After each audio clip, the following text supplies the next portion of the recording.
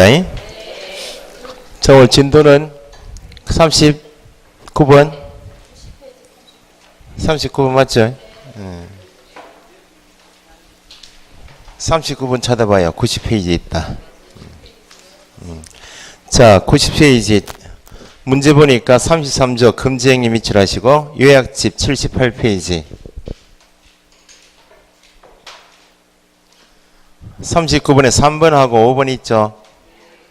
묶어서 80페이지 적어 놓으시고 넘기시고 92페이지 44번 3번 지문 있나요?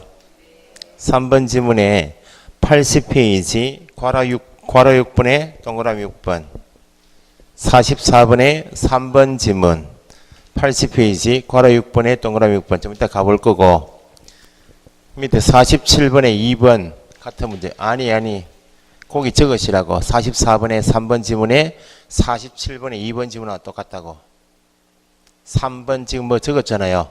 같이 적어 놓으시고 자 47번에 2번 지문이 있고 넘겨보시고 그 다음에 96페이지 중개보수는 86페이지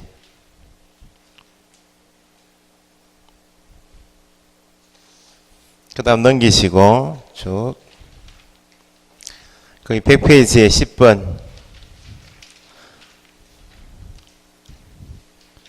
87페이지 넘기시고 106페이지 교육 업무위탁 보상금 제도 1번 있죠. 실무교육 옆에 22페이지 그 다음에 109페이지 10번 포상금 제도 미출하시고 31페이지 됐어요. 넘기시고 112페이지 너무 많이 하는 것 같다 지금 아니죠. 16번 수수료 납부 미출하시고 27페이지 거기까지 정리하고 문제 풀죠. 모의고사는 어땠어요? 뭐 어렵죠. 뭐 어려운 게 문제가 아니고 알고 모르고를 정확하게 체크하시고 그 부분에 대한 기출문제를 정확히 분석하시면 돼. 중개사법은 문제 보니까 제가 봐도 잘 안 읽히더라. 지문이 그게 문제 유형이 15회 때 문제 15회 때 15회 문제가 그렇게 나왔다고. 소설처럼 길죠? 15회 때 거기 본 시험에 합격한 사람은 실력이 있다 그 말입니다. 다 읽어내려가지고 오늘 나오신 분들은 제가 중개사법 문제를 어디 한 개 업어왔어요. 업어온다 말 알죠? 그 문제가 괜찮아요. 전체 문제를 방학 동안에 할 일이 없잖아요. 뭐 할까 싶은 사람들이 있잖아요. 그런 사람들은 어디 뭐 구천에 떠돌지도 못하고 뭐 학원 들어가기 싫고 그러면 문제를 푸는 게 제일 나아요. 문제 풀고 그리고 나 5명 요번에 프린트 해드릴 테니까 꼭 보시라고 해.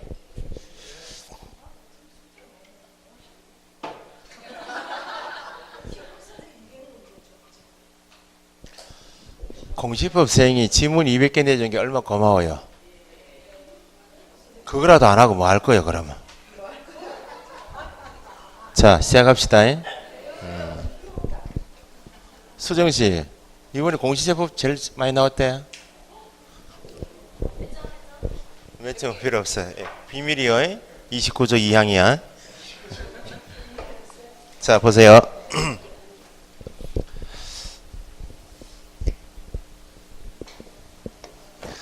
자, 먼저 33조에서 정하고 있는 7금지 행위가 있어요. 7가지 행위를 하여서는 아니 된다. 예외가 있다. 금지 행위는 예외가 없어요. 이건 민법하고 섞이면 안 되는 거예요. 민법은 당사자 약정으로 배제할 수 있는 임의 규정이 계약법에 많잖아요. 여기는 7금지는 예외가 없다. 예외가 없단 말은 대표적으로 초과하여 받는 행위는 예외가 있다. 초과하여 받는 행위가 금지 행위죠. 초과하여 받은 다음에 초과하여 받은 중개보수를 전부 반환해도 이미 뭐 한 다음이고 초과에 받은 다음에 예외 없이 처벌되고 초과에 받은 수표가 부도 처리되어도 이미 뭐 한 다음이고 초과에 받은 다음이고 초과하여 받는 행위를 금지하는 것이지 초과하여 받는 행위를 한 자에 대해서 처벌하는 것은 초과하여 받은 만큼 의뢰인에게 재산상 손해가 발생되어야 한다. 재산상 손해 발생 관계 없이 초과하여 받는 행위를 했다면 예외 없이 처벌 의뢰인과 직접 거래하는 것은 예외가 없다. 예외가 없죠. 의뢰인이 동의가 있으면 가능하다. 예외가 없다. 거래 당사자 쌍방들이는 예외가 있다. 이거 민법하고 섞이면 안 되잖아요. 민법에서야 대리권 수여한 본인이 허락하면 자기 계약도 가능하고 대리권 수여한 본인이 허락하면 쌍방대리가 가능한데 공인중개사법은 규제법이니까 예외 없이 당사자 허락받아도 쌍방대리는 예외가 없다. 탈세 목적으로 한 미등기 전매를 중개하면 투기 조장이죠. 탈세 목적인 미등기 전매를 중개했다면 예외가 있다. 미등기 전매를 중개하거나 전매 제한을 받고 있는 전매 제한을 받고 있다는 말은 매매할 수 있다 없다? 전매 제한을 받고 전매 제한 기간 중에 있으면 매매하지 마라 그 말 아니야? 전매 제한을 받고 있는 부동산 매매를 중개하면 투기 조장이죠. 미등기를 한 중간 생략 등기를 한 중간자의 전매 차익이 없다. 전매 차익은 관계 있나요? 전매 차익 발생 관계 없이 탈세 목적인 미등기 전매를 중개하거나 전매 제한을 받고 있는 부동산 매매 중개했다면 예외 없이 투기 조장 예외가 없다. 7금지를 위반하면 예외 없이 처벌합니다. 행정 처분하고 형벌 두 가지가 있어요. 이게 요즘에 이제 시험 나오는 것이 조금 난이도 있게 나오는 것이 7금지 위반하면 제재가 뭐하고 행정 처분하고 행정 형벌을 받습니다. 개업 공인중개사가 7금지 위반했다. 행정 처분이 뭐? 개업 공인중개사가 7금지 위반했다.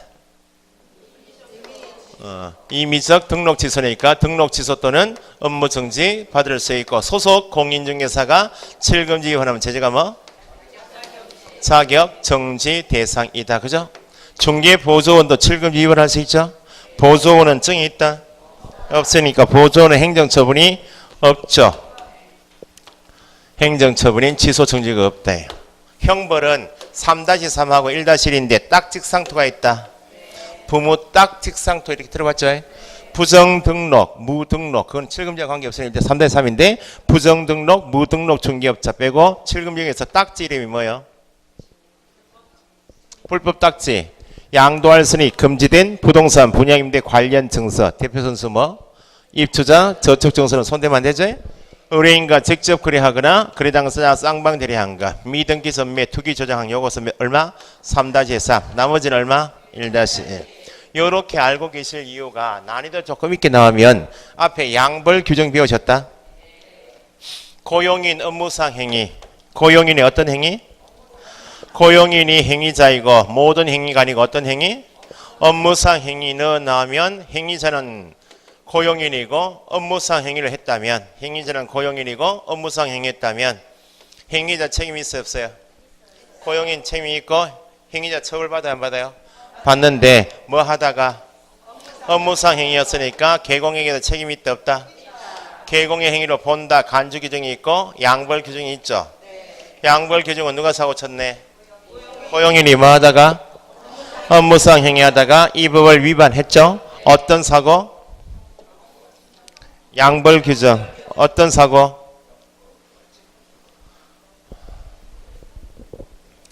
뭐 놀 시간이 없어요. 놀면 안 되겠구만. 양벌자 항상 양은 고용인하고 개공 두 사람 다 벌을 주겠다 그 말 아니요? 그 벌자 들어있는 제재가 질서벌 아니면 형벌이네. 이거 뭐? 형벌. 행벌이 아니고 형벌이요. 형벌 위반 행위한 때 양벌 규정. 여기 개념 정의잖아요. 고용인이 업무상 행위하다가 과태료 부과 대상 위반 행위 할 수도 있겠죠? 과태료 부과 대상 위반 행위 한 때 양벌 규정이 적용된다? 양벌은 오로지 형벌만. 그럼 보세요. 고용인이 소속 공인중개사이다. 그럼 7금지 위반했다. 소속은 뭐 받을 수 있고? 자격정지 받을 수 있고. 누구 행위로 간주? 개공의 행위로 간주된 개공은 뭐? 등록, 취소, 업무정지 받을 수 있고. 보존이 사고 쳤다. 보존의 행정처분이 없고. 누구만? 그래도 간주되니까 개공만 등록, 취소, 업무정지. 그죠? 고용인이 딱직상토 위반했다. 고용인 얼마? 3-3. 양벌 규정 재판하죠. 개공에게 고용인 위반 행위 방지하기 위해서 상당한 주의와 감독을 다 하지 못했다. 게을리했다. 줄이면 뭐가 있다? 과실이 있으면 뭐는 없고? 3년 이하 징역형은 없고 3천만 원 이하 벌금형 과한다. 고용인이 업무상 행하다가 1-1 사오셨다. 그럼 고용인은 1-1 받죠? 계공에게 과실이 있으면 1년 이하 징역형 없고 1천만 원 이하 벌금형이 과한다. 그 양벌 규정 문제나 간주 규정 문제를 살해형으로 만들 때 요거 7금지가 가지고 만드니까 난이도가 좀 있다 그 말입니다. 나중에 계공은 3천만 원 이하 나오면 고용인은 얼마짜리? 3-3. 계공액에 대하여 1천만 원 이하 나오면 1-1. 요걸 나중에 암기하셔야 된다고. 딱직상도 요거만 암기하시면 돼. 나머지 1-1이니까. 됐어요? 자, 7금 중에서 1호가 중개 대상물 5가지에 대하여 매매, 중개는 가능해요? 매매업 행위는 예외가 있다? 없다. 형벌 얼마? 1-1. 계공 행정처분, 임의적 등록 취소 소공, 자격정지 보조는 없다. 건축물 매매업은 금증이다. 토지 매매업, 임목 매매업, 공장재단, 광업재단 매매업 같은 말이죠. 그 1호는 시험에서 이 정도 물어요. 이때 업은 중개업하고 업자부터 틀리면 세 가지 요소가 필요하다. 영리, 영업성이 있어야 되고 또 계속성, 반복성을 가진 매매 행위가 업이 되죠. 이런 내용의 매매업 행위는 금지하겠다. 2호는 시험에 잘 나오는데 혼돈을 하시면 안 돼요. 중개사무소 개설 등록을 하지 아니하고 중개업을 영위하는 자, 무등록 중개업자는 무등록 중개업도 중개업이다. 다른 사람 의뢰 일정한 보수를 받고 중개를 업을 했다 나오면 등록, 무등록, 주된사, 부수적 따질 필요 없이 업에 해당되죠. 단속에는 걸린다. 형벌이 얼마? 무등록 중개업자 본인은 3-3이죠. 당사자 간 거래 계약은 유효, 보수지급 약정은 강행 규정 유효 무효. 그죠? 무등록 중개업자는 3-3 처벌하겠다. 판례에서 보수 지급 약정은 무효로 돌리겠다. 받을 권리를 안 주겠다 그 말이죠. 법에서 보호를 안 하겠다. 이 사람임을 계공 등이 7금지는 계공 등 모두는 무등록 중개업자임을 알고 있으면 두 사람 무등록 중개업자하고 계공 등은 협력하지 마라 그 말입니다. 알고 있으면서 두 가지요. 그를 통하여 무등록 중개업자를 통하여 중개 의뢰받는 행위, 무등록 중개업자임을 알고 중개 의뢰받는 행위는 하지 말아요. 예외가 없다. 무등록 중개업자에게 계공 등이 자기 명의를 이용케 하면 된다. 자기 명의를 이용하게 하는 행위는 금지행위. 7금지는 요약집에 쪼개놨으니까 개설 등록을 하지 아니하고 중개업을 영위하는 자임을 알면서 여기 나오면 7금지구나 알면서까지 나오면 그를 통하여 중개를 받는 행위는 금지된다. 그에게 자기 명의를 이용케 하는 행위는 금지된다. 아시겠어요? 뭐하고 구분하셔야 되는가? 자격증 대여, 등록증 대여 아시죠? 자격증 대여는 누가? 자격증 대여 정신 넣으면 안 돼요. 수업 시간에. 저를 걱정하지 마세요. 저는 회복되고 있으니까 관계없어요. 10월 때는 다 죽었다 보면 돼. 몸을 좀 회복되면 10시 반부터 오늘은 1시까지 정리. 그러니까 밤새도록 돌리고. 너무 늦게까지는 안 할 거야. 사람이 회복돼야 되니까. 어쨌든 10월 전까지 민계공허 등기법 세법은 잡아오시라고. 지적법하고 중개사법은 제가 정리해 드릴 테니까. 지적법은 네가 왜 안 오? 할 줄 압니다. 제가 강의를 쭉 해왔기 때문에 할 줄 압니다. 공시법생이 워낙 잘하시니까 내가 가만히 참고 있는 거지.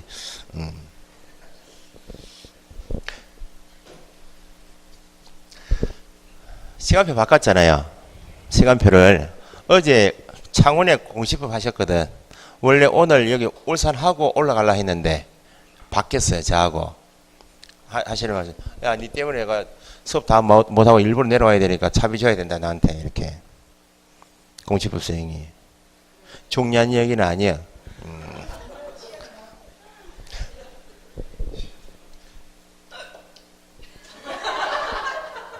아침부터 술 먹고 온 거야 지금? 그 내를 보니까 갑자기 왜요? 반가워서 그러나? 자 보세요.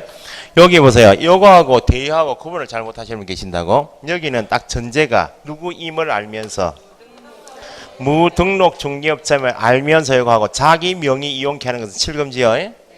무등록 중개업자임을 알면서 자기 명의 이용케 하는 것은 7금지요. 자격증 대여는 공인중개사가 누구에게? 자신 아닌 다른 사람에게 자기의 성명을 사용하여 뭐 하겠다? 사용하여 뭐 하겠다? 사용하게 한 자체가 금쟁이 아니에요. 사용하게 한 것은 아니요.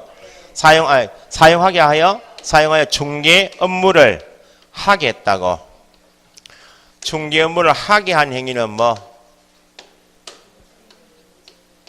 칠금지는 아니라고 지금.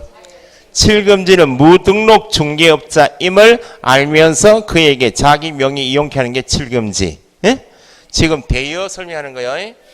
공인중개사가 다른 사람에게 자기의 성명을 사용하여 뭐 하겠다? 중개 업무를 하겠다 하면 뭐? 자격증 대여에 해당한다 이렇게.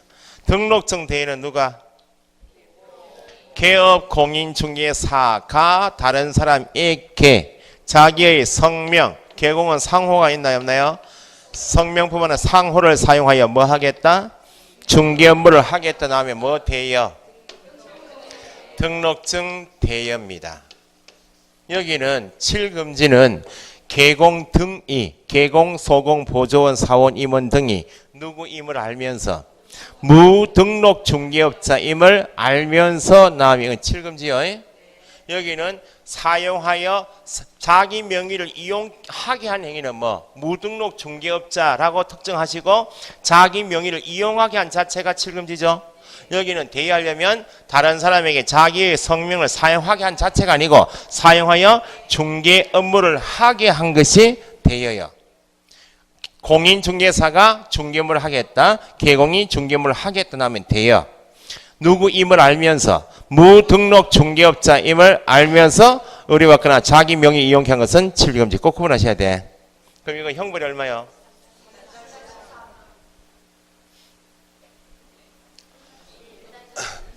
무등록 중개업자 자체는 3대 3인데 알면서 의뢰받거나. 그러니까 두 번째 말에가 맞추는 건 틀린 지문이요. 모르는 거요. 그거는 1-1이요. 여기는 대여는 공인중개사가 다른 사람에게 자기 성명을 사용하여 중개업무 하게 한 것은 대여죠. 대여한 사람은 자격 취소되겠죠. 형벌 얼마? 형벌 1-1이죠. 등록증 대여죠. 등록 취소 1대. 형벌은 똑같은데 아시겠죠? 그러면 여기 개공 등이 무등록 중개업자임을 알면서 의뢰받거나 자기 명의 이용한 것은 칠금지 아니야. 뭐? 개공은 뭐? 임의적 등록 있어. 여기는 뭐? 절대적이요, 임의적이요? 대여는 절대 취소. 다른 거요. 꼭 구분하셔야 돼. 초과수수 행위는 예외가 있다 없다? 초과하여 금품을 받는 행위는 예외가 없다. 초과하여 금품을 받지 마라. 그 말은 초과하여 받은 것이 금전뿐만 아니고 금전적 가치가 있는 물품을 받아와도 금쟁이. 법정 중개 보수를 다 받으면 끝이죠. 받고 사례 명목으로 수고비 등의 명목으로 골동품 1점을 미술품 1점을 공유 지분 금 한 양 받아왔네 해도 초과수수요. 좀 이따 배우시겠지만 초과수수인지 아닌지는 중개 보수만 받아야 합니까? 실비는 받을 수 있나요 없나요? 거의 법에 정하고 있는 보수는 두 가지라고. 중개 보수 받고 실비 받는 것은 가능해요. 받은 범위가 법정 한도를, 실비 한도가 법정 한도를 초과하면 그때 처벌하겠다는 것이지, 중개 보수 외에 실비 받는 것 자체는 금쟁이가 아니다. 초과하여 받은 전부가 무효다. 법정 한도까지는 받을 권리가 있죠. 초과하여 받는 행위를 금지하는 것이기 때문에 받은 전부가 무효가 아니고 초과하여 받은 부분은 강행위정 위반 무효. 무효니까 손님 돈이요, 개공 돈이요. 법률상 원인 없이 의뢰인에게 손해가고 이득을 청구했으니까 부당이득 아니야? 부당이득 반환해야 되죠. 반환했다면 금쟁이가 아니다? 이다. 좀 이따 배우시겠지만 아파트 분양권은 아파트다. 아파트 분양권은 아파트 아니야? 아파트 분양권은 건물이다. 아파트 분양권도 건물에 포함된다. 중개 대상물인 건축물은 기존 건축물뿐만 아니라 장래에 건축될 특정의 건물도 포함된다. 특정 아파트에 대하여 분양계약이 체결되면 뭐이고? 분양권이죠. 분양권 전매 계약을 중개했다고. 중개보수 계산해야죠. 아파트 분양권이죠. 그럼 아파트네. 주택이면 조례가 있나요, 없나요? 조례 보고 요율 한 대 표보 계산해야지. 0.9를 곱해서 초과여 받았다고. 네? 분양권도 중개 대상물이고, 네? 주택 아파트 분양권이니까 시도 조례 정한 범위 내에서 요율 한 대 표가 있어 없어요?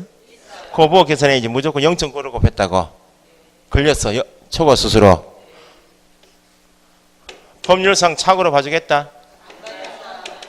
초과여 받았습니다 라고 나오면 예외가 없어요. 법률상 착오에 해당하지 않는다. 초과 수수이다. 처벌 대상이다. 분양대행 관리대행업 이름이 뭐?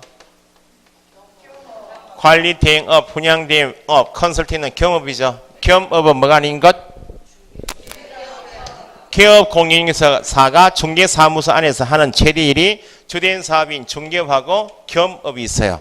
그러면 관리대행업, 분양대행업, 상담인 컨설팅업 나오면 이건 뭐가 아니구나. 중개업에 해당하지 않는다. 중개업이 아니니까 겸업에 대한 보수는 중개보수가 적용돼요. 중개보수가 적용되지 않는다는 말은 한도 제한이 있다. 한도 제한이 없으니까 합의하여 받을 수 있으므로 14조에서 배우셨던 겸업은 금증이 있다. 금증이 아닙니다. 컨디션이 늘 말씀드린 컨디션이 좋으면 이렇게 보여요. 문제가 상가는 작게 보이고 분양 대행이 크게 보여요. 컨디션이 안 좋으면 이렇게 보입니다.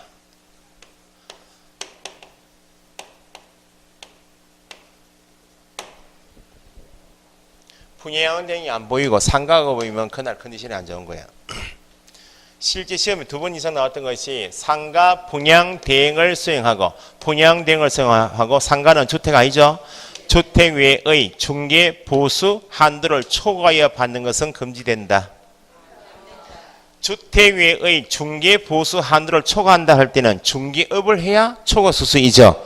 분양 대행이 보이면 이게 적용이 돼야 안 돼요. 안 되니까 금증이가 아니다 그 말입니다. 순가중개계약은 들어보셨다? 순가중개계약은 공인중개사법에서 당연히 금지된다. 지금까지 공부하실 때 개공은 의뢰인과 순가중개계약을 하여서는 아니 된다. 들어보셨다? 없다 그러면 순가중개계약도 손님이 가게 와서 일을 맡기는 중개계약이므로 당연히 금지되는 것은 아니다. 위법이 되는 것은 아닌데 일반 중개계약이든지 순가중개계약이든지 전속이든지 독점이든지 중개계약 자체를 금지하는 것은 없는데 어떤 중개계약이든지 초과하여 받는 행위는 예외가 있다 없다? 없다. 순가중개계약은 지문이 2개요. 순가중개계약은 공인중개사법상 당연히 위법이 아니다.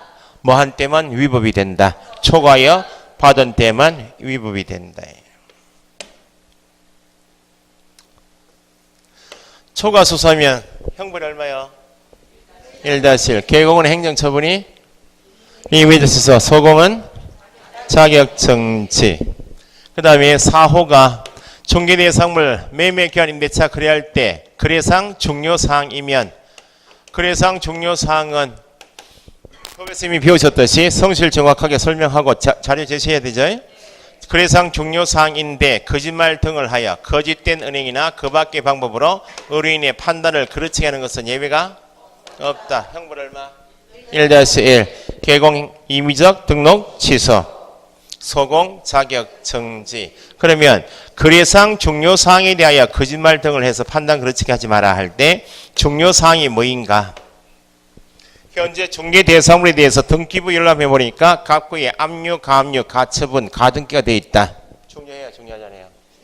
얼굴에 건조당권이 있다. 중요하죠. 대상물 현재 가게는 중개대상물 현재 중개대상물 자체가 가지고 있는 권리관계는 당연히 중요하죠. 중개대상물에 대해서 토지이용계획 확인서 보니까 개발 제한구역으로 결정되어 있다. 중개대상물이 중요해요.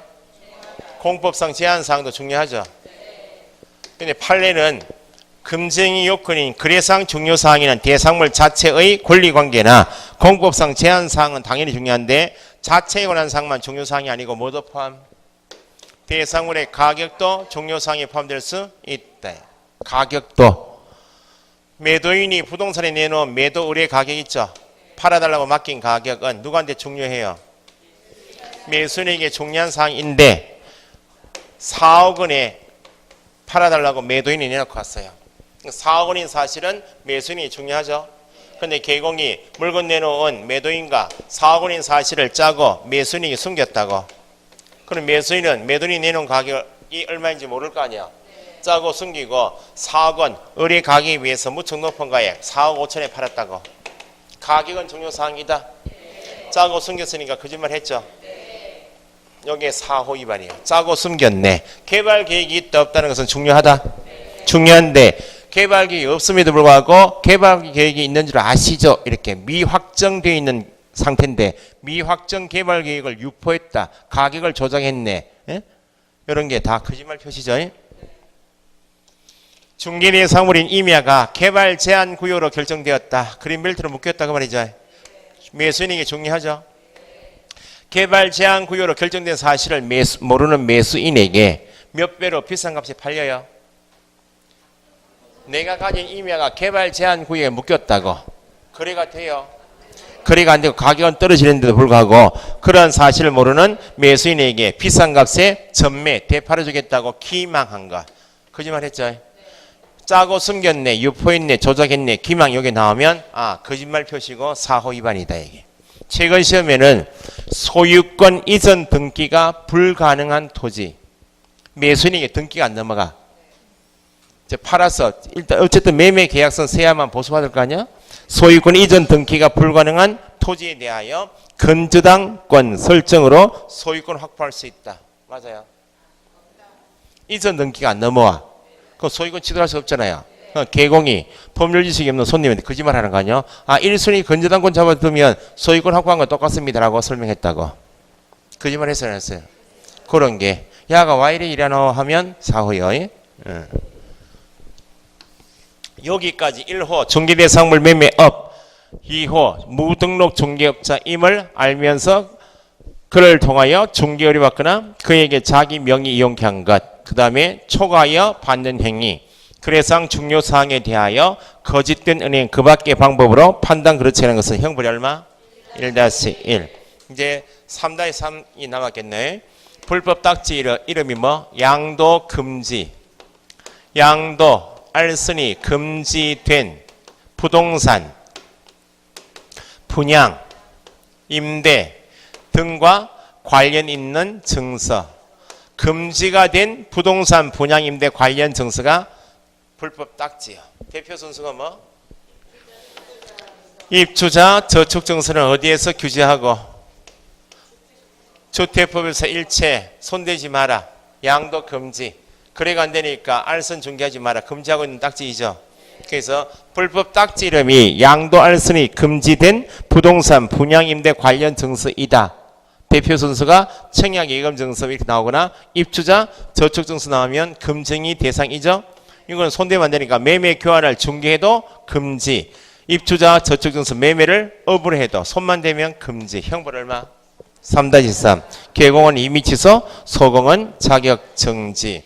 그런데 거꾸로 방금 전에 보셨듯이 주택법에 따라도 가도 특정 동호수에 대하여 분양계약이 체결된 분양권은 중개대상물이다. 중개대상물인 분양권 매매 중개는 가능하다.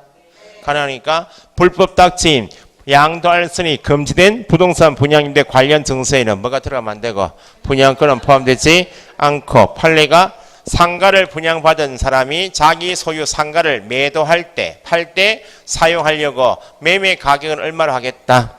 지급 조건은 어떻게 하겠다. 는 내용을 적은 상가 분양 계약서는 불법 딱지인가?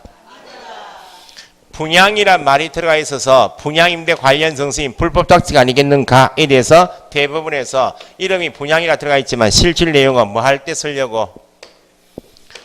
상가를 매도할 때, 팔 때 쓰려고 만들어 놓은 상가의 매매 계약서일 뿐이지 분양임대 관련 증서는 아니다.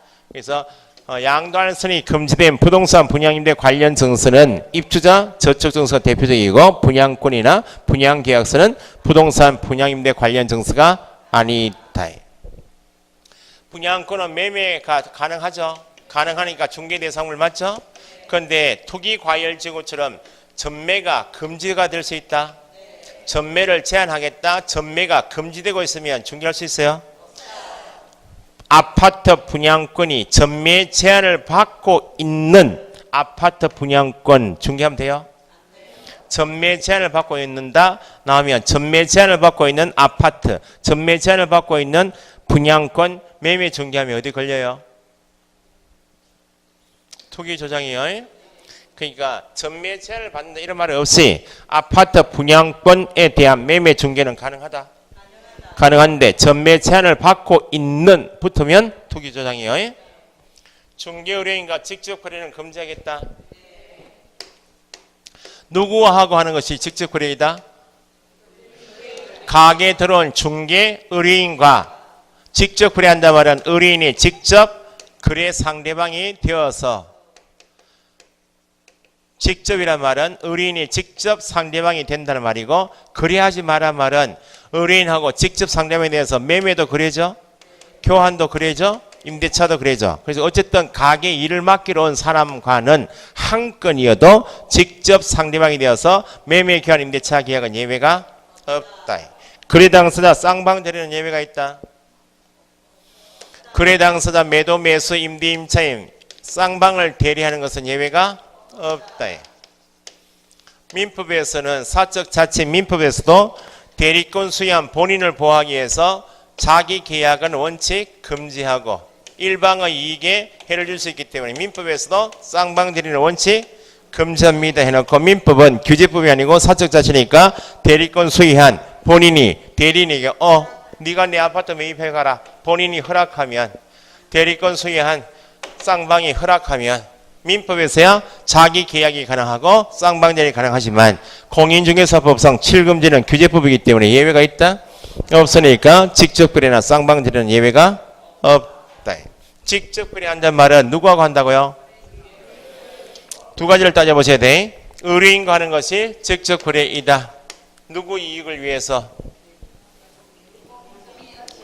개공 등이 의뢰인이 직접 상담이 되어서 자기 이익을 위해서 하는 것이 직접 거래예요. 매도 의뢰인이 왔다. 그러면 직접 거래한다. 그러면 개공 등이 누가 되어서? 매수인이 되어서 손님 물건을 누구 이익을 위해서? 자기 이익을 위해서 사들이면 안 되고, 매수 의뢰인이 가게 왔다면 개공 등이 누가 되어서? 매도인이 되어서 자기 명의 부동산을 자기 이익을 위해서 손님이 팔면 안 되고, 임대인이 왔다면 임차인, 임차인이 왔다면 임대인 되는 것은 안 된다. 그래서 직접 거래인지 아닌지를 항상 손님인가 아닌가를 꼭 보시고, 자기 이익을 위해서 했는지 이걸 꼭 보셔야 돼. 그 손님이 아닌 자와 하는 것은 직접 거래다. 일간신문에 또는 벼룩시장에 교차로에 물건이 나와 있다. 지금 A가 자기 소유 부동산 팔려고, 그러면 벼룩시장이 광고낸 A하고 일간신문에 광고낸 A하고 전화해서 매매했다고 직접 거래입니까? 만나서 1대1 관계에서 매매는 했지만 광고낸 A는 누가 아니므로 내 가게에 들어온 의뢰인이 아니기 때문에 그런 매매는 가능하다 그 말입니다. 두 번째는 내가 의뢰인하고 매매는 했지만 자기 이익을 위해서 한 것이 직접 거래죠. 자기 이익을 위해서 한 것이 아니면 직접 거래이다. 매도 의뢰인이 개공에게 대리권을 수여했다고. 그럼 개공은 누구 지위에서? 대리인 지위에서 본인으로부터 대리권 받았죠. 매수 중개 의뢰인과 매매를 하였다고. 의뢰인과 매매한 것은 맞죠? 맞는데 자기 이익을 위해서 했어요. 대리권 수여한 본인을 위해서 한 것이기 때문에 직접 거래가 아니다. 쌍방 대리했습니까 지금? 매도인으로부터는 위임을 받았으니까 일방 대리이죠. 뭐는 금지하지만 쌍방 대리는 금지하지만 일방 대리는 금쟁이가 아니다. 위임을 받고 대리권 받고 나면 일방으로부터 받으면 금쟁이 아니에요. 그러면 직접 거래하게 되면 누가 피해를 보니까? 손님이 피해를 볼 수밖에 없죠. 중개대상물 5가지에 대한 각종 정보는 개공동이 훨씬 많이 알고 있고, 손님이 직접 상대방이 되어서 매매 교환 임대차 계약하게 되면 자기 이익을 위해서 매매할 것이고, 손님이 해를 것이기 때문에 손님을 보호하기 위한 것이 직접 거래 금지이면 보호 대상인 의뢰인 범위는 어쨌든 가게 문을 열고 들어온 사람이면 다 누구? 중개 의뢰인이죠. 소유자가 직접 의뢰해도 가게 들어와도 의뢰인 맞죠? 소유자로부터 사무처리 위탁받은 수임인이 가게 와도 의뢰인이다. 대리권 소유받은 대리인이 들어와도 의뢰인이므로 최근 시험에 의뢰인이 대리인과 직접 거래한 것도 걸린다. 의뢰인이 수임인도 의뢰인이므로 다 의뢰인의 대리인과 직접 매매, 직접 교환, 직접 임대차도 걸리고 의뢰인의 수임인과 직접 매매, 직접 교환, 직접 임대차도 걸린다. 그죠? 그러면 개공이 매매를 하고 싶다. 손님하고 하면 안 되죠? 누구를 통하면? 다른 개업 공인중개사의 중개 행위를 통해서 부동산을 매수하는 것은 직접 거래이다. 매수한 물건을 또 다른 개업 공인중개사의 중개인을 통해서 매도한 것은 직접 거래이다. 다른 개업 공인중개사의 중개인을 통하여 나면 직접 거래에 해당하지 않는다. 탈세를 목적으로 한 미등기 전매 행위는 금지되죠. 탈세 목적이 미등기 전매 행위는 부동산 등기 특별조치법에서 예외 없이 금지해요. 뭐 목적인? 탈세 목적인 미등기 전매 행위는 금지해요. 탈세 목적이 아니면 가능하겠다. 부모님이 들어가시면 상속 받을 거 아니야. 매매한다고 아들이. 그럼 내 명의 등기 생략하고 이렇게 등기된다. 이건 가능해요. 이건 탈세 목적이 없잖아요. 그러니까 보통 일반 거래에서 미등기, 중간자, 매수인 자기 명의 등기를 생략하고 최초로부터 최저로 넘기는 목적이 뭐니까? 탈세 등을 목적으로 하니까 예외 없이 금지하고 탈세 등이 목적인 미등기 전매를 개공 등이 중개하면 투기 조장이죠. 전매 등 권리 변동이 제한된 부동산 미등기 전매를 중개했다. 전매 제한을 받고 있는 부동산 중개하게 되면 두 개 다 투기 조장. 미등기 전매를 중개했습니다. 전매 제한을 받고 있는 부동산 하면 투기 조장. 뭐는 따질 필요가 없다. 미등기를 한 중간자의 전매 차익은 따진다. 전매 차익을 올리지 못했다 해도 이미 뭐 목적인 탈세 목적인 미등기 전매를 중개했다면 투기 조장이고 전매 제한을 받고 있는 하면 투기 조장이다. 형벌 얼마? 그래서 지금 불법닥치 양도할선이 금지된 부동산 분양임대 관련 증서 불법닥치 3대3 의뢰인과 직접 거래 쌍방들이 3대3 탈세 목적인 미등기 전매 중개 전매 제한을 받고 있는 부동산 매매 중개하면 투기 조장. 됐어요? 네. 7금지요. 중개 보수는 중개 완성 대가로서 받죠. 개공이 받을 수 있는 보수는 두 가지입니다. 계약 체결 대가로서 받을 수 있는 것이 중개 보수.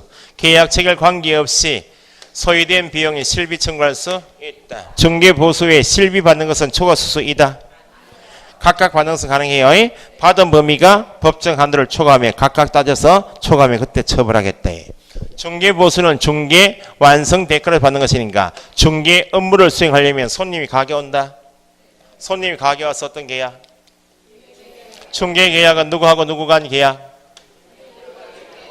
중개 의뢰인과 개공 간 계약. 중개해 드리겠습니다. 계약했죠?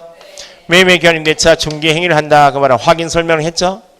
내가 확인 설명한 것이 원인이 되어서 결과 뭐가 되면 중개 행위가 완성이 된다. 줄이면 중개가 완성됐다. 그 말은 계약이 체결되면 누굴 앉혀놓고 당사자 쌍방 앉혀놓고 마무리 작업 몇 가지? 세 가지. 거래계약서 작성 교부 보전, 설명서 작성 교부 보전, 손해배상 책임의 보장에 관한 사항을 설명하고 교부하면 요 대가로 받는 것이 뭐다? 중개보수. 중개보수를 청구한다는 말이 나려면 이 세 가지를 다 갖춰야 중개보수를 청구할 수 있다. 이번 문제 보니까 2번 지문의 정답이 중개보수 청구는 반드시 뭐가 있어야 한다? 중개가 완성되어야 청구할 수 있다. 맞아요? 중개계약이 없으면 청구할 수 있어요? 중개계약이 없다. 실제 시험에 이렇게 나왔어요. 중개의뢰 받음이 없이 중개 의뢰 받는 행위가 어떤 계약? 중개 의뢰 받아야 중개 계약 될 거 아니야.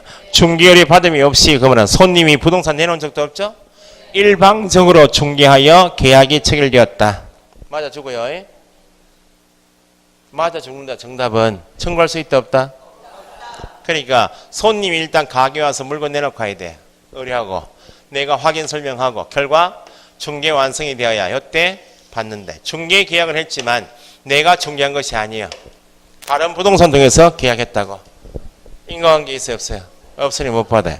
중개 계약했죠. 내가 중개했죠. 계약서를 못 썼네.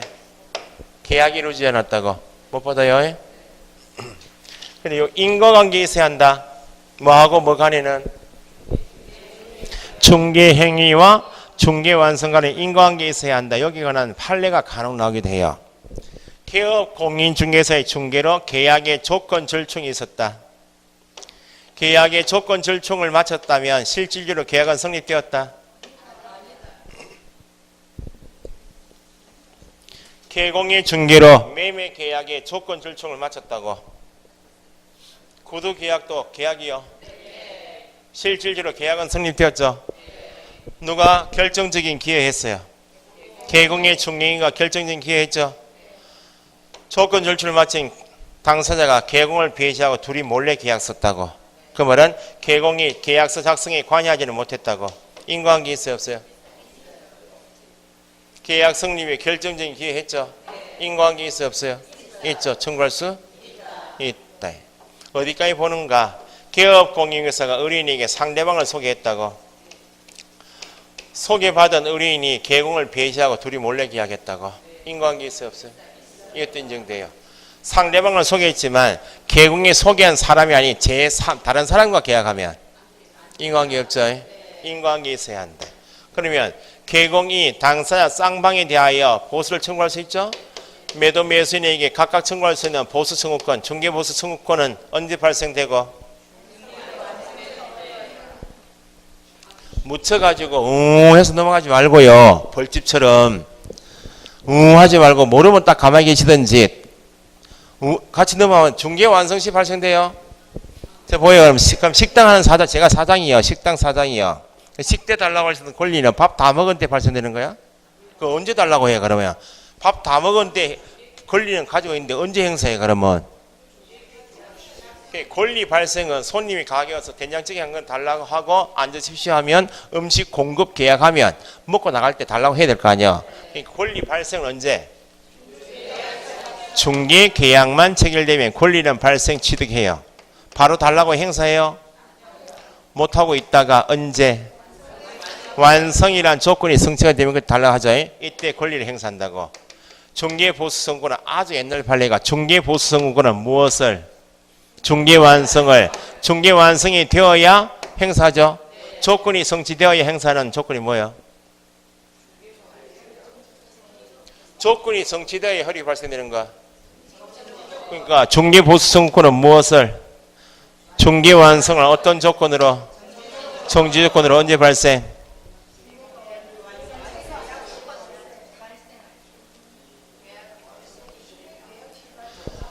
권리 발생은 언제? 중개 계약 시. 행사는 언제? 완성이 되어야 행사할 수 있고 완성이 되지 행사하지 못한다?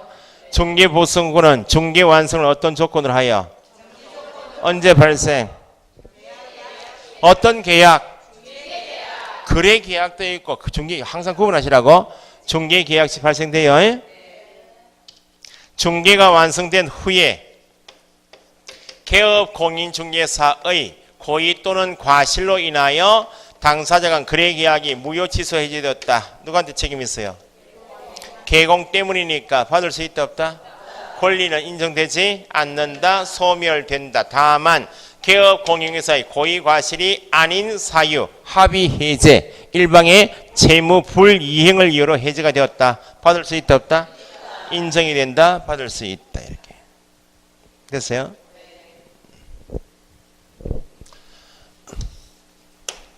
중개 보수는 중개 대상물 종류 5가지마다 각각 정하고 있다. 중개 보수는 중개 대상물 별 각각 다 정하고 있다. 뭐하고 뭐로 구분하여? 중개 대상물에 대한 중개보수는 물건을 크게 주택과 주택 외로 구분하여 정하고 있다. 이게 한 개 지문. 주택이면 뭐 포함? 주택이 있는 부속 토지는 어디에 포함? 주택에 포함. 토지는 토지인데 나대지는 여기 들어가고 주택이 있는 부속 토지 대지겠죠? 요건 어디에 포함? 주택에 포함되니까 부속 토지가는 주택에 준해서 계산하라 그 말입니다. 중개대상물 5가지 전체에 대한 기본 규정은 나누어서 정하는데 전체 5가지에 대한 전체 규정에는 국토교통부령으로 정하고 국토교통부령이 정하는 부분에서 주택은 특별시, 광역시, 도의 조례가 있다 없다? 주택은 조례가 있다. 짝짓기 문제예요. 주택 외에는 조례가 있다. 국토교통부령으로 정할 뿐이지 특별시, 광역시, 도의 조례로 정한 다음에 여기는 틀렸다. 그래서 중개대상물 범위 5가지 전체에 대한 기본 범위를 정하고 있는 국토교통부령에 가니까 주택이든지 아니든지 계약이 이루어지면 누구한테 달라고 해요? 매도 매수인 쌍방으로부터 각각 받을 수 있는 것이 중개보수이죠? 요게 기본인데 국토교통부령에 정하고 있는 0.9%, 0.8%, 0.9%는 누구로부터? 각각 받는 것이 중개보수인데 국토교통부령에 정하고 있는 0.9, 0.8, 0.9 나오면 쌍방으로부터 하면 안 되고 일방으로부터 받을 수 있는 한도를 국토교통부령에서 정하겠다고. 차이가 있는 것이 주택이면 소유권이 넘어가는 매매 교환 계약이면 거래금액, 매매 대금처럼 거래금액의 몇 프로? 1,000분의 9, 0.9% 이내로 하고 주택에 대해서 임대차 계약, 매매 교환 빼고 임대차, 전세권 설정 계약처럼 임대차 등이면 보증금 0.8, 1,000분의 8 이내로 한다라고 주택의 경우에는 매매 교환과 임대차로 구분하여 정하고 있는데 주택 외인 경우에는 구분한다. 주택 외인 나대진 토지나 상가 건물, 공장 건물, 임목이나 공장재단, 광업재단은 주택 외이죠. 여기는 조례가 없죠. 두 번째, 매매든지 교환이든지 임대차든지 구분이 없으니까 요율은 몇 개? 한 개밖에 없더라. 몇 프로? 0.9% 밖에 없더라고. 그래 금액이 1,000분의 9, 1,000분의 8, 1,000분의 9 나오면 누구로부터? 일방으로부터 나오면 쌍방 합산하면 안 돼요. 요율은 2가지는 암기하셔야 돼. 전체 물건이 주택 외 중에서 일방 1,000분의 8, 0.8 나오는 것은 물건이 뭐? 주택이고 뭐? 임대차인 때만 일방이 0.8, 쌍방 합산하면 최대 얼마? 1.6. 그 다음 두 번째, 주택은 국토교통부리 영리 정하는 요만큼 범위 내에서 어디서 정한다고? 시도 조례로 정한다는 말은 요율 한도액표가 있다. 중개보수 실비에 대한 요율 한도액표는 어디에 걸어요? 사무소에 게시해야 되죠. 그러면 0.9, 0.8 나누는 주택인 경우에는 국토교통부령 일방 범위 내에서 요율 한도액표가 있죠. 근데 주택 외에는 조례가 없죠. 그러면 요율 한도액표가 있다? 없으니까 이걸 기억하셔야 돼. 상가, 토지 나오면 최고 한도하면 몇 프로? 0.9. 쌍방 합산하면 1.8. 그러니까 주택, 임대차의 경우에만 일방이 0.8, 쌍방 합산 1.6. 상가, 토지 나오면 최고 한도 나오면 무조건 0.9. 요 범위 내에서 조례표가 없으니까 의뢰인과 개공이 서로 협의하여 결정한다. 그러면 협의한 요율이 주어지지 않고 최고 한도 하면 무조건 얼마? 0.9. 의뢰인과 개공이 협의한 요율 0.7 주어지면 그때는 뭐? 0.7. 여기는 조례표가 없죠? 그래서 가계에 게시하고 있는 요율 한도표에는 뭐에 대한 요율 한도표가 있고? 주택에 대한 요율 한도표가 있는데 가계에 게시하는 요율 한도표 밑에 주택에 대한 표가 쭉 있고 이렇게 돼 있다고. 주택 외 요율 한도표 밑에 이렇게 몇 프로 이렇게 비어 있다고. 그 말은 주택처럼 거래 금액별 요율 한도표는 없지만 국토교통부를 영해 정하는 몇 프로? 0.9 이내에서 앞으로 주택 외인 대상물에 대해서 네가 앞으로 계약이 이루어지면 실제 네가 받고자 하는 상한 요율을 명시하라고. 어디에다가? 요율 한도표에다가. 그러면 내가 개공이다 등록했는데 앞으로 주택에 대해서 계약이 이루어지면 무조건 나는 0.8까지만 받겠다라고 적었다고. 0.8. 그러면 0.8로 요율 환대표 명시해서 걸었잖아요. 그러면 0.8을 초과해야 된다? 이건 초과하면 안 돼요. 의미는 크게 없다고. 가게마다 몇 프로 적고 있어요? 0.9 다 적고 있는데, 자, 요 지문이 기본 지문인데, 중개 대상물에 대한 중개 보수는 1. 뭐하고 뭐로 구분? 주택과 주택 외로 구분. 주택은 특별시, 광역시, 도, 조례가 있다. 여긴 조례하면 안 돼요. 여기는 0.9, 0.8로 구분하고 있다. 여기는 구분하면 안 돼요. 여기는 요율 환대표가 있다. 여기 요율 환대표가 없으니까 0.9를 기억하시고 협의하여 정한다. 1. 실제 자기가 바꿔주는 보수 상한 요율을 명시해야 한다. 명시한 요율은 초과하여 받아서는 안 된다. 됐어요?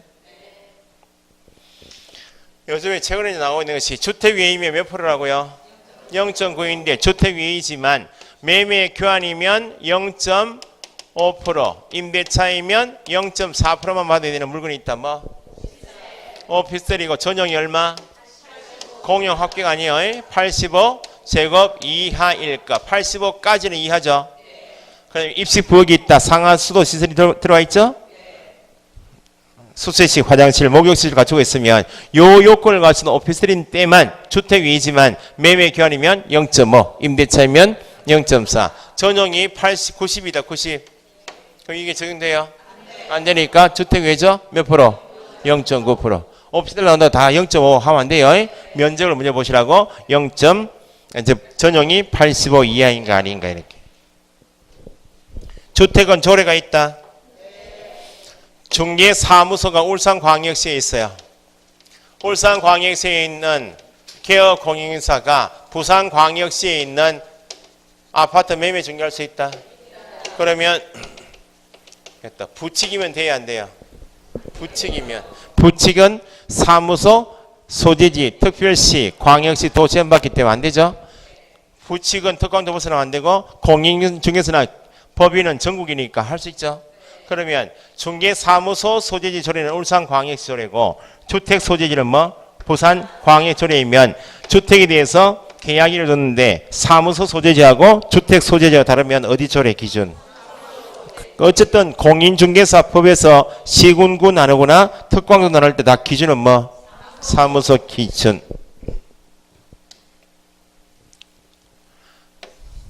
상가주택인데 단독 소유 건물인데 주택 상가가 있고 3층만 주택이고 상가인 건물이 있겠죠.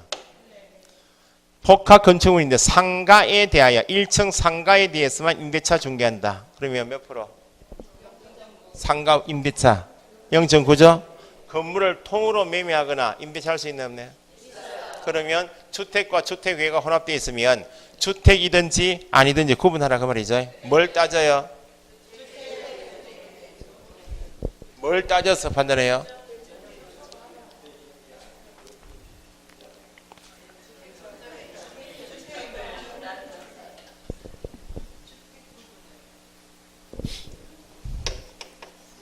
(2분의 1이) 중요한 게 아니고 언제나 갈수록 주택의 면적을 따져요. 주택 부분이 차지하는 면적이 전체 건물이 2분의 1만 돼도 이상이죠. 인경은 전체 건물을 뭐로?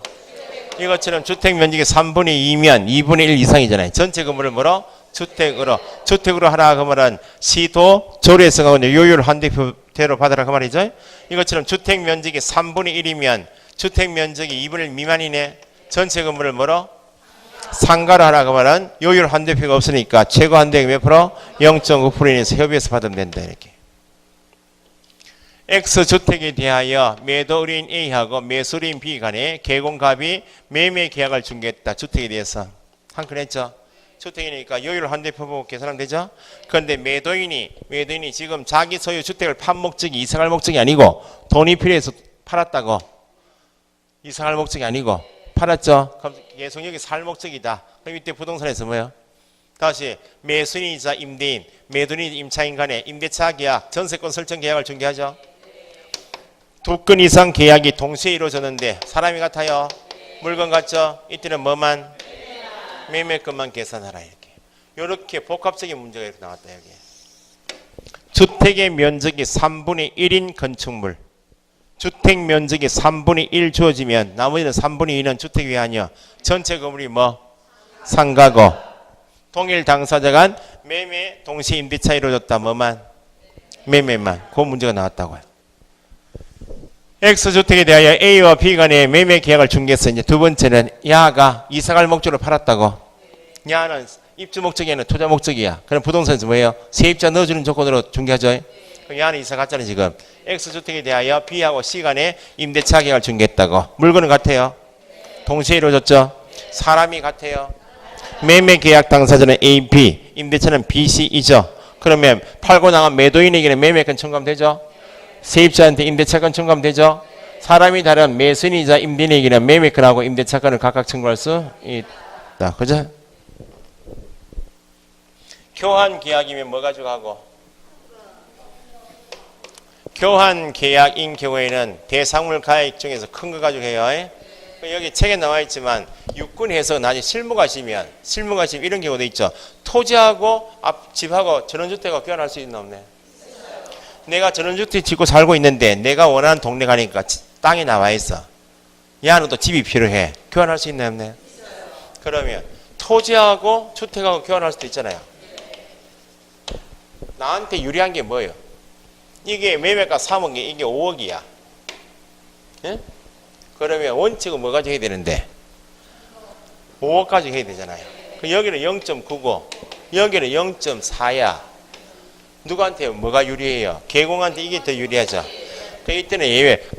적용되는 요율체계 다르잖아요. 지금 토지는 요율체계가 없고 국토교통부령밖에 없고 주택은 시도조례가 있죠. 이때는 실무가시면 나중에 이 시험에 안 나와.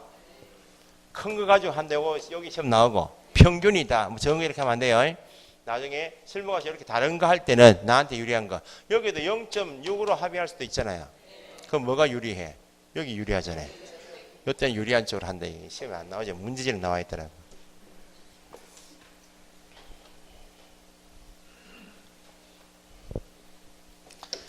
옛날에는 15회 전에는요. 우리는 현지 시험에는 법 규정하고 대법원 판례만 시험 나와. 옛날에 국토교통부 유권 해석의 문제가 지문이 한두 개씩 나왔다고. 그때 이제 유권 해석만 뽑아가지고 특강이가 잘 해먹은 사람이 있다. 지금 에듀윌 계시는데 유일하게. 그때 에듀윌이 계시는 분이 있어요. 에듀윌 들어보셨죠? 에듀윌 들어가 보셨어요? 수업 한번 들어보셨어요? 임선정 선생이라고 있어요. 중개사법 선생님. 강의를 잘 하십니다. 잘하고. 임선정, 임종성이잖아요. 이 사람은 휴가 다닐 때 뚜껑 열리는 차 타고 다녀요. 스포츠카. 저는 휴가가 없잖아. 같은 선생인데 지위가 완전히 달라요. 이 사람 아버지가 옛날에 방송국의 국장이었는가 자랑을 해요. 어디세요 선생님 하면 자기는 골프 연습장에 있어. 넌 어디 있어요? 찜질방에 자고 있어.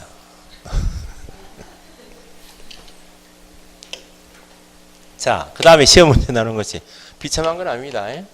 재밌어요.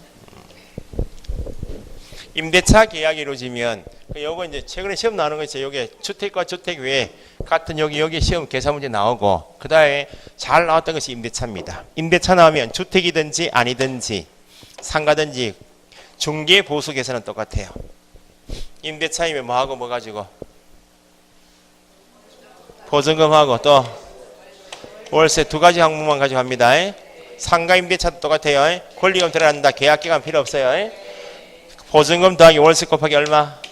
100을 한 전체 금액이 5천 미만인가 아닌가? 5천만 원이면 70 곱해요. 5천만 원이면 계산해서 나온 거면 5천이면 그냥 계산해요.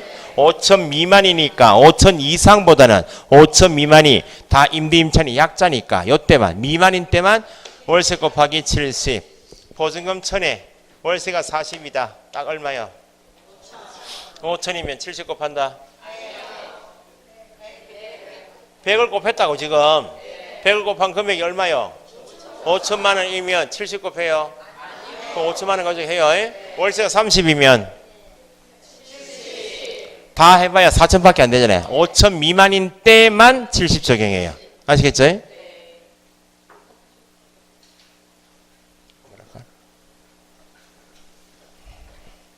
술 다 깼어요 이제.